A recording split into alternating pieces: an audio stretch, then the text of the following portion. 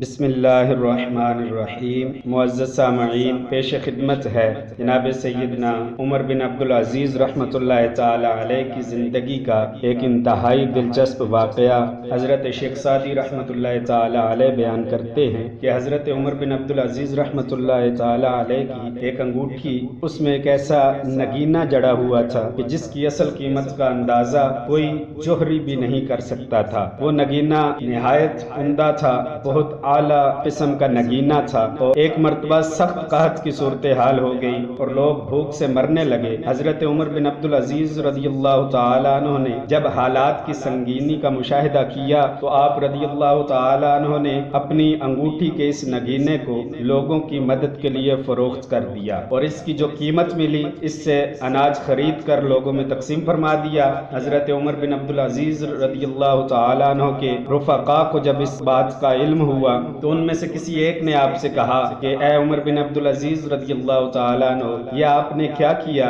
ایسا بیش قیمت نگینہ، اتنا قیمتی پتھر آپ نے فروخت کر دیا۔ تو جناب حضرت عمر بن عبدالعزیز رضی اللہ تعالیٰ عنہ نے اس کی بات سن کر فرمایا کہ وہ نگینہ مجھے بھی بے حد پسند تھا، لیکن میں یہ کیسے گوارا کر لیتا کہ میری رعایا بھوک سے مر رہی ہو اور میں اتنا قیمتی نگینہ پہنے رکھوں۔ کسی بھی حاکم کے لیے ضروری ہے کہ وہ اپنی رعایا کا خیال رکھے، اور جب لوگوں کو تکلیف میں مبتلا دیکھے تو اپنا آرام بھول جائے۔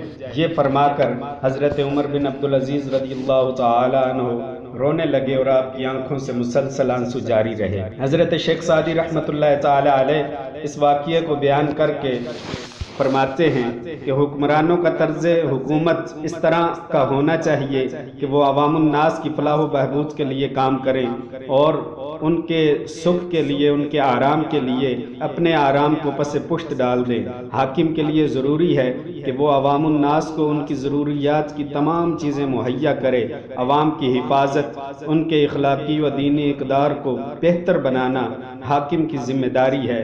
وہ عوام کی بہتری کے لیے اپنے تمام وسائل بروئے کار لائے، اور ایک اچھا حاکم وہی ہوتا ہے جو عوام الناس کی خدمت کو اپنا شعار بنا لیتا ہے۔ اللہ تبارک و تعالی ہمیں بھی جناب سیدنا عمر بن عبدالعزیز رضی اللہ تعالی عنہ جیسے عادل اور نیک حکمران نصیب فرمائے۔